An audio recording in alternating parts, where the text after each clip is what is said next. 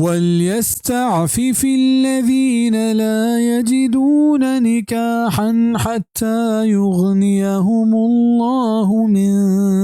فَضْلِهِ وَالَّذِينَ يَبْتَغُونَ الْكِتَابَ مِمَّا مَلَكَتْ أَيْمَانُكُمْ فَكَاتِبُوهُمْ إِنْ عَلِمْتُمْ فِيهِمْ خَيْرًا وَآتُوهُمْ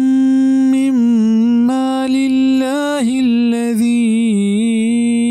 آتَاكُمْ وَلَا تُكْرِهُوا فَتَيَاتِكُمْ عَلَى الْبِغَاءِ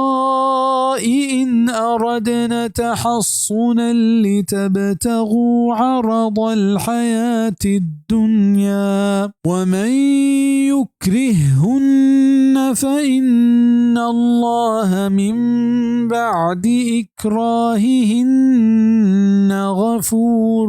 رَحِيمٌ. او پاک دامنیا گچین بکنند ہما مردم کے آیا نکاح وس نیست تا ہما وحدہ کے وشحال بکنت آیا اللہ چوتی مہربانیا او ہما مردم کے لوٹت نبشتہ آزادی چشم غلاما گڑگو آیا لکھو پڑ بکنت اگر شما زانت کے آنی تہا جوانی ہست او بیدیت آیا چا ہما مالا کے شمارا اللہ داتگ او لاچار مکنت ہوتی مولدان پا بے حیائیں کاراں اگاں آ پاک دامنی لوٹاں تاکہ شما شوہاز بکنت دنیا زندگی فائدہ ہاں او ہر کس کے آئیں لاچار بکنت گوڑا بے شک کہ اللہ چا آئینی لاچار و بیوس بھی اگر رند مزنے بخشو کو مہربانی آکس کے سیرے وسنیست حدیث تہا یہ روچک دارے کے زور داتک ہنچو کے پیسرا بیان بیت مکاتبت تعریف گستگی آیت تہا کنگ بیت جاہلیت زمانہ کا مردمہ لہتی مولد داشت او آپا بدکار یا لاچار کتا تاکہ ازار بکٹا او آیا بدینت اللہ پاکا مسلمانا چیشیا منح کو ہما مولد کیا وط بدکاری کنگ نلوٹنت بلے آئینی واجہ آیا مجبور کنا لاچار کنا گوڑا ای پہ میں مولد پا عذرا